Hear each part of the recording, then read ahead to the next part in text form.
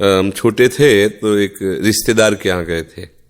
गर्मियों की छुट्टी में बच्चे जाते हैं ना अपने संबंधियों के यहाँ, 1 महीना की छुट्टी होती है तो वही घूमने का अवसर मिलता है, तो परिवार के सदस्य जन छूट दे देते हैं, बहन के यहाँ, मौसी के यहाँ, मामा के, ऐसे।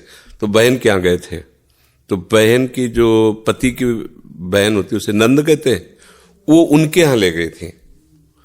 तो उनके यहाँ हम गए हुए थे तो एक कमरे में देखा एक नौजवान व्यक्ति पड़ा हुआ था, वो शायद उनकी ननंद के पति थे।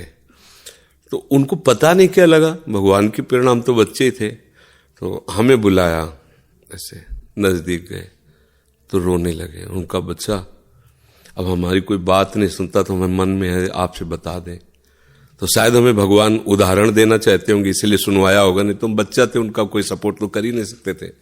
उनका बच्चा है, जो बिल्डिंग देख रहे हो ना, ये मेरी बनवाई हुई है, वो मेरी पत्नी है, और वो टाकीज के सामने मेरी चाय समोसा पान इसकी दुकान थी, और मैं सुबह से शाम तक मेहनत करता। तो यही पत्नी हमारे मोजे जूते उतार करके और हमें प्यार करती थी। हमारे शरीर में लकवा मार गया, अब मैं उठ नहीं सकते। बोले 2 रोटी से ज्यादा भोजन नहीं देती, और कहती ज्यादा देंगे तो बार बार शौच करोगे, हमें फेंकना पड़ेगा। बोले हमको मारती भी है, हमसे बात नहीं करती, चिल्लाते रहते हैं, हमारे सामने दूसरे पुरुष को बुलाती, बात करती ऐसा। बोले किससे कहूं, अगर कहूं तो ये मारेगी आकर के, कहना नहीं।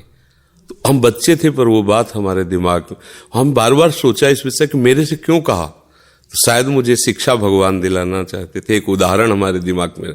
देखो ये वो बता रहा है कि जब मैं कमा के आता था तो मेरे जूते मुझे उतारती थी, मुझे प्रेम करती थी।